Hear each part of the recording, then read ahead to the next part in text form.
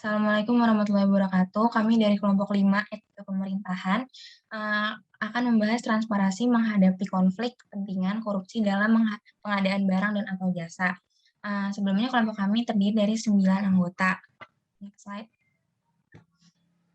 Yang pertama ada Rizky Tanjika Pratama, Safira Alfionita, Divana Sadi Yunani, saya sendiri Mira Zahra, Ramadan Aji Muhammad, Sausan Nabilah, Muzawaku Rosikul, Muhammad Torik Nunki, dan Selvia.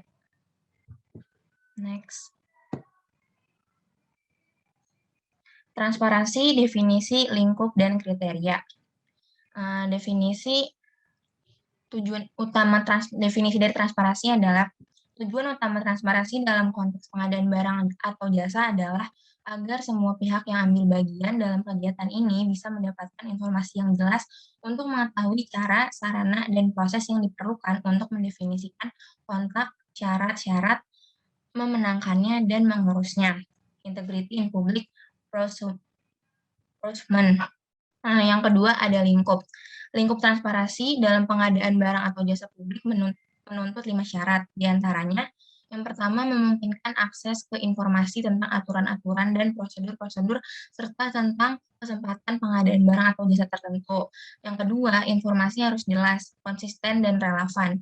Standarisasi proses yang memungkinkan kontrol kebijakan melalui benchmark. Yang ketiga, keputusan-keputusan penting di dalam pengadaan barang atau jasa terdokumentasi dengan baik dan mudah diakses. Yang keempat, penerapan sistem teknologi informasi dalam e-procurement menjadi alat transparansi karena sistem itu meninggalkan jejak untuk memudahkan audit, mempertanyakan prosedur atau pemeriksaan publik. Yang kelima, penerapan sistem teknologi informasi dalam e-procurement menjadi alat untuk transparansi karena sistem itu meninggalkan jejak untuk memudahkan audit yang sangat bermanfaat untuk membuat revisi dan evaluasi kebijakan pengadaan barang atau jasa. Yang ketiga ada kriteria transparansi. Tugas pengadaan barang dan jasa menurut Westring mencakup 7 lingkup, yaitu rincian tentang jenis dan jumlah barang atau jasa, pemeriksaan pasar penyedia dan kontrak penyedia barang atau jasa, membuat pemesanan atau kontrak termasuk negosiasi, mengawasi penyerahan, kiriman, dan kinerjanya, melakukan tindakan-tindakan yang diperlukan bila pekerjaan tidak beres, melakukan pembayaran, dan mengurusi penyelesaian bila muncul perkara. Next. Saya Devana Sadi Yudani izin menjelaskan tentang transparansi aturan dan prosedur harus jelas dan fair. Dalam pengadaan barang atau jasa yang berkualitas harus ada persaingan. Semakin banyak kontraktor yang ikut serta akan semakin bisa memilih yang terbaik. Dalam menarik minat banyak kontraktor, aturan serta prosedur harus terbuka dan fair. Untuk tujuan tersebut ada 3 cara, yaitu yang pertama, pemerintah mengumumkan persaingan mereka, perlu adanya publikasi melalui media atau pemberitahuan secara online. Yang kedua, pemerintah menetapkan statuta dan regulasi yang dirancang dengan standar yang sama. Yang ketiga, sebelum berlaku efektif, aturan-aturan dipublikasikan dahulu untuk mendapatkan masukan dan perbaikan dari pihak yang berkepentingan. Dalam mengikuti standar etika publik berarti meminimalisir pemihakan, menghindari skandal dan pemborosan, serta responsif terhadap apa yang dibutuhkan oleh publik. Dalam transparansi, warga negara, pebisnis, asosiasi nirlaba diharuskan untuk memeriksa atau mengawasi pejabat publik dalam menjalankan kebijakan untuk pengadaan barang atau jasa agar tidak menyimpang dari tujuan penggunaan dana publik. Selanjutnya akan dipresentasikan oleh teman saya. Baik, saya Ramadan Haji Muhammad akan melanjutkan materi selanjutnya mengenai lubang-lubang korupsi dan tanda-tandanya. Kata korupsi sendiri berasal dari bahasa Latin corruptio atau corruptus yang berasal dari bahasa Latin yang lebih lama lagi, yaitu corrumper. Dalam bahasa Prancis sendiri, korupsi berasal dari kata corruption yang sama dengan bahasa Inggris corruption atau corrupt, yang diserap menjadi kata korupsi dalam bahasa Indonesia. Dalam KBBI, dijelaskan mengenai pengertian korupsi, yaitu istilah korupsi dalam kata sifat dan korupsi dalam kata benda. Yang pertama, tanda-tanda adanya budaya korupsi di Indonesia. Korupsi ini sudah mendarah daging sejak zaman kolonial Belanda masuk ke Indonesia. korupsi gambarkan sebagai suatu situasi yang sulit untuk diungkapkan ke muka publik, karena korupsi ini tidak hanya terjadi di pejabat saja, namun sudah meluas ke berbagai level kehidupan, bahkan pada lembaga pendidikan sekalipun. Lembaga pendidikan dapat menjadi wadah lokomotif sebagai upaya pembentukan pendidikan karakter pada generasi penerus bangsa agar memiliki pendirian yang kuat. Selanjutnya adalah penanaman pendidikan karakter tadi sebagai upaya anti korupsi. Pelaksanaan pendidikan karakter di lembaga pendidikan sendiri merupakan upaya mengatasi mentalitas dan penanaman sikap dasar agar pelajar di Indonesia dapat menghindari tindakan korupsi. Contohnya dalam proses pembelajaran, ujian dengan melihat contekannya. Dengan hal tersebut, sudah dapat ditunjukkan bahwa korupsi ini sudah dapat terjadi meskipun dalam skala yang kecil. Maka dari itu, lembaga pendidikan harus dapat memberikan pendidikan karakter yang aplikatif sebelum generasi muda tersebut tumbuh dan menghadapi berbagai kesulitan di kehidupan bernegara nantinya. Selain itu, peran orang tua juga dapat menjadi faktor yang sangat berpengaruh dalam tumbuh dan berkembangnya pendidikan karakter di generasi muda. Selanjutnya akan dijelaskan oleh rekan saya. Oke, baik. Perkenalkan, nama saya Safira Alfianita. Di sini saya akan menjelaskan terkait perusahaan fasad dan gejala manipulasi. Cara yang cukup umum untuk mengetahui orang untuk melakukan korupsi yaitu dengan cara mendirikan perusahaan fasad yang berfungsi untuk menutupi pengaruh ilegal dalam pemenangan kontrak, korupsi, dan pencucian uang hasil korupsi. Perusahaan semacam ini digunakan untuk memanipulasi tender atau menekan perusahaan tender lainnya. Nah, ada beberapa ciri-ciri berdirinya perusahaan fasad. Yang pertama, perusahaan yang tadinya tidak dikenal karena tidak memiliki track record ambil bagian pengajuan sebagai subkontraktor terhadap penawar utama. Nah, perusahaan subkontraktor tidak memiliki sarana prasarana atau fasilitas, bahkan seringkali alamatnya bukan alamat kantor, namun alamat rumah tinggal, atau misalnya kantor, namun tidak ada kegiatan bisnisnya. Selanjutnya, keluarga penjabat publik yang menangani pengadaan barang dan jasa menjadi pemilik atau masuk dalam manajemen perusahaan yang memenangkan tender. Selanjutnya, penjabat tersebut sering terlihat muncul di kantor pemenang tender atau bertemu dengan pemilik perusahaan pemenang tender. Nah, selanjutnya ada beberapa gejala tidak beres ketika terjadi indikasi ilegal tender. Yang pertama, proses persetujuan proyek tidak terlalu jelas. Yang kedua, perkiraan harga tidak sesuai dengan harga rata-rata pasar. Yang ketiga, pemerintah tidak memiliki kemampuan untuk memonitor. Yang keempat, tidak ada rancangan afirmatif anti korupsi di dalam desain proyek. Nah, selanjutnya ada gejala manipulasi yang bisa dilihat dari ciri-ciri berikut.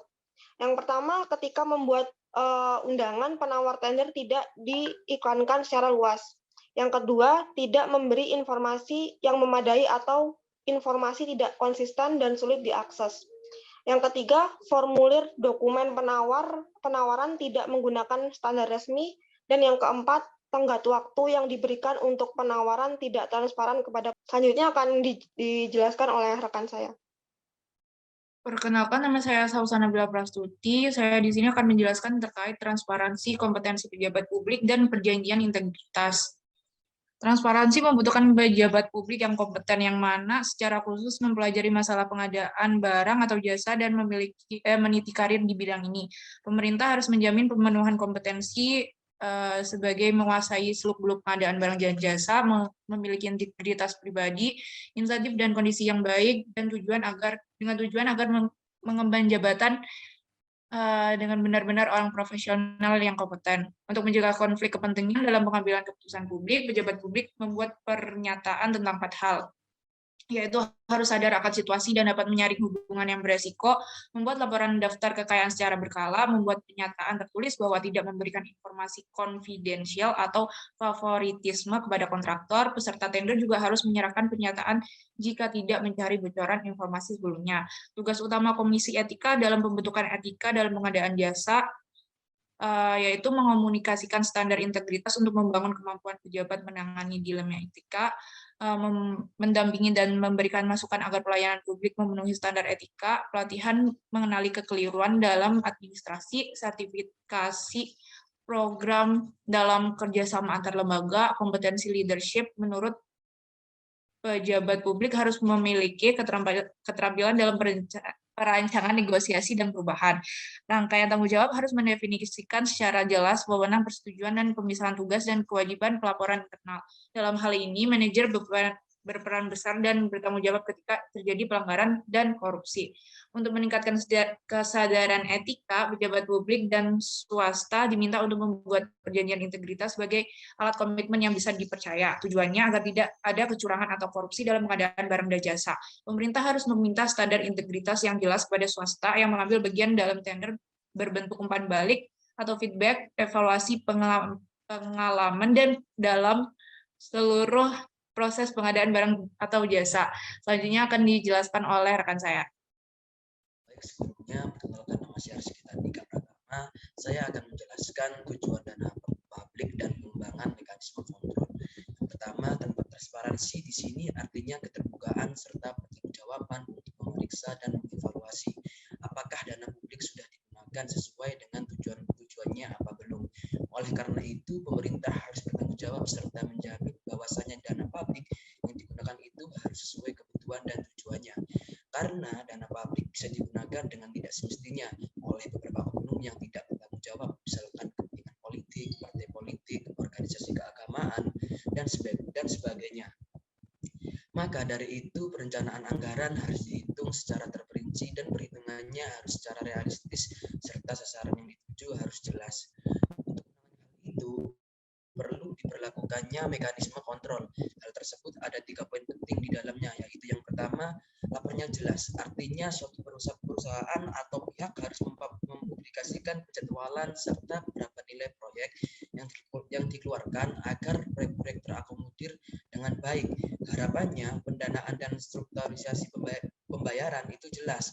Selain itu, tim audit juga harus selalu membuat laporan tentang kinerja agar mengetahui sampai seberapa hasilnya.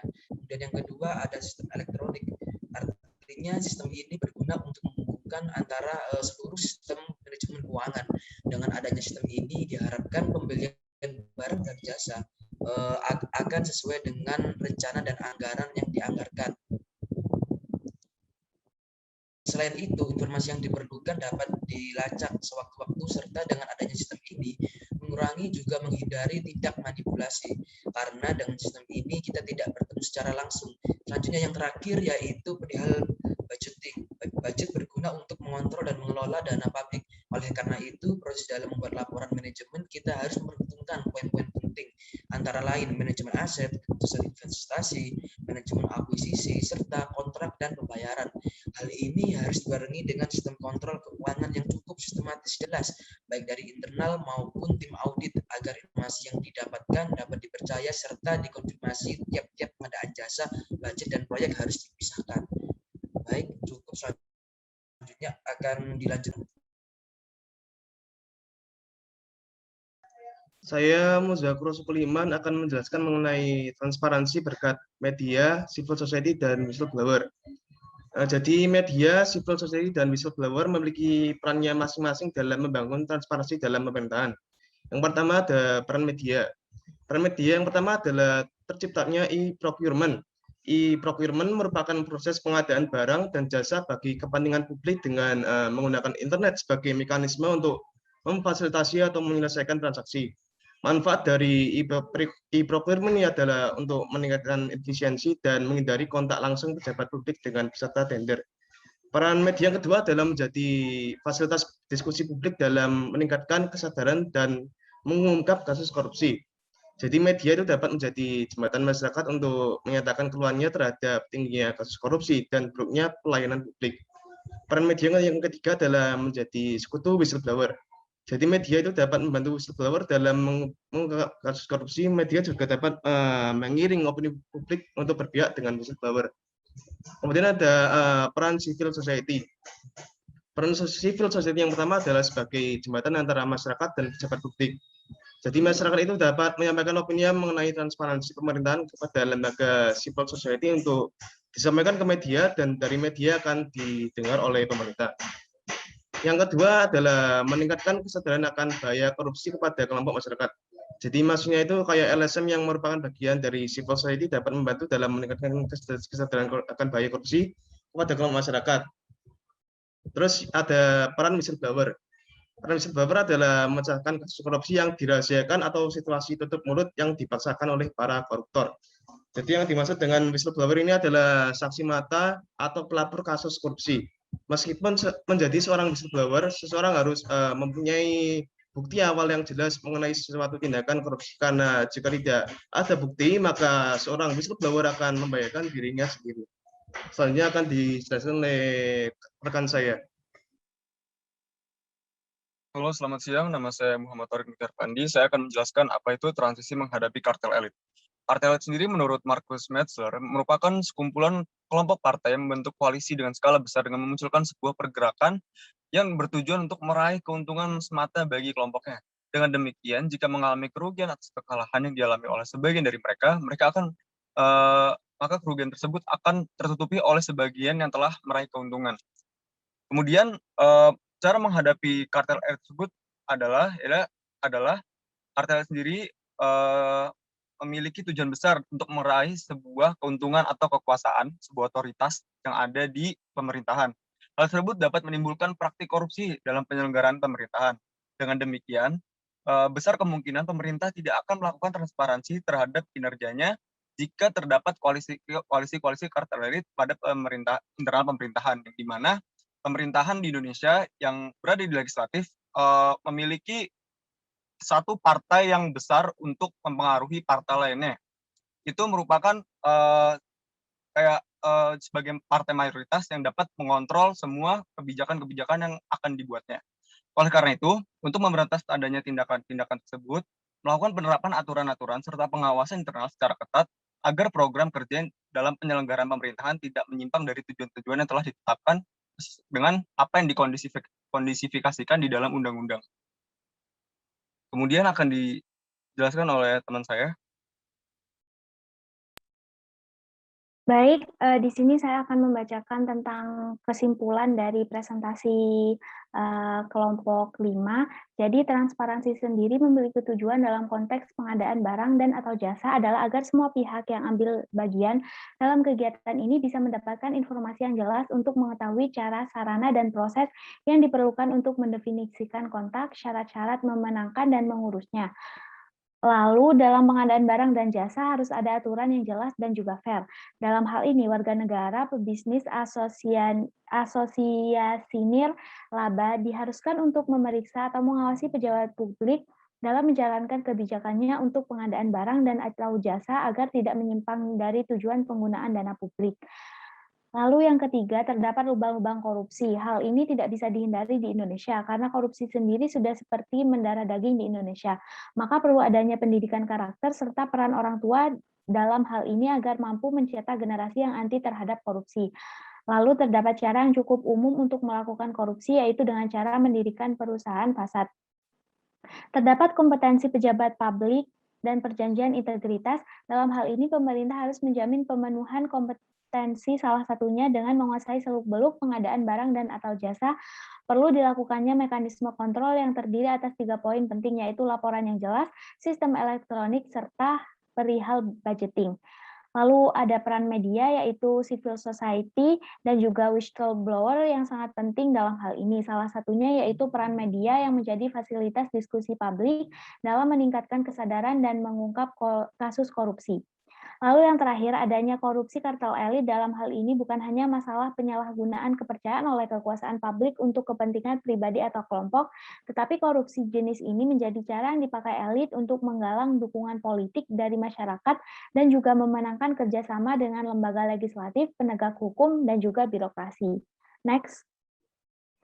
Baik, di sini terdapat kontribusi dari anggota kelompok 5, yaitu Mira Azahra, review halaman 138 sampai 140, Devana Sade, review halaman 140 sampai 143, Ramadan Aji, halaman 144 sampai 147, Safira Alfionita, review halaman 147 sampai 150, Salsa Nabila, review halaman 150 sampai 153, Rizky Tandika, review halaman 154 sampai 157, Muzawakur, review halaman 157 sampai 162, Muhammad Thorik 162 sampai 166, dan saya sendiri Selvia membuat kesimpulan serta membuat PPT slide. Mungkin itu saja yang bisa saya sampaikan selaku perwakilan kelompok 5. Kurang lebihnya mohon maaf. Wassalamualaikum warahmatullahi wabarakatuh.